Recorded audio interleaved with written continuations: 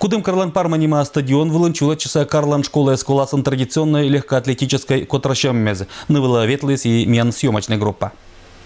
Котращан туй вылын вермащам мезмунын кыклун щерна. Учат да ыжит классы зищелядь, вермащины нын бытко дистанция звылын. Медоч 800-метровый забеган, медбур результат мычал из какемыса школа ищ величищ Настя Подьянова.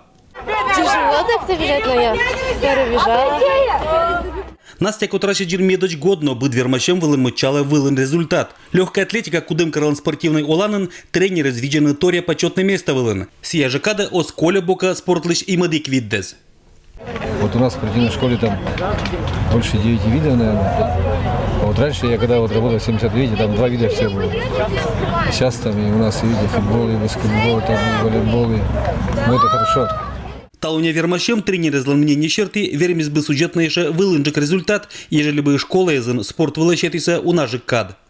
На школах они, видимо, занимаются, но тоже это мало, хотя 30 сейчас. Это все равно мало для... И 45 минут, там, кажется, этот урок-то он почти так. Ну я так, мне на 45 минут ты ничего не сделаешь.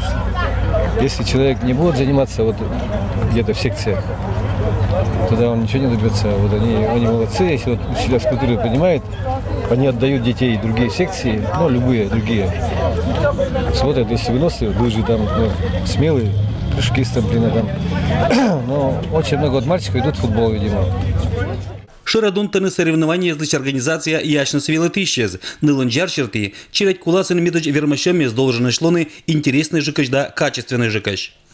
Особенности обычные, как обычно проводили, так и проводятся они. Ничего тут нового нету и... А почему нет? Ну не знаю, это зависит от организаторов. Наше дело привел, выступил, ушел. Ну вот хотелось бы, чтобы технические виды были. Хотя бы длину возобновили. А больше в наших условиях здесь ничего нельзя проводить. Талуня вермащем гожум пандачемын медоч. Очдан челяде свечищен и мадык вежалунез, когда вылын быт том спортсмен верма сутатны ащис рекорд.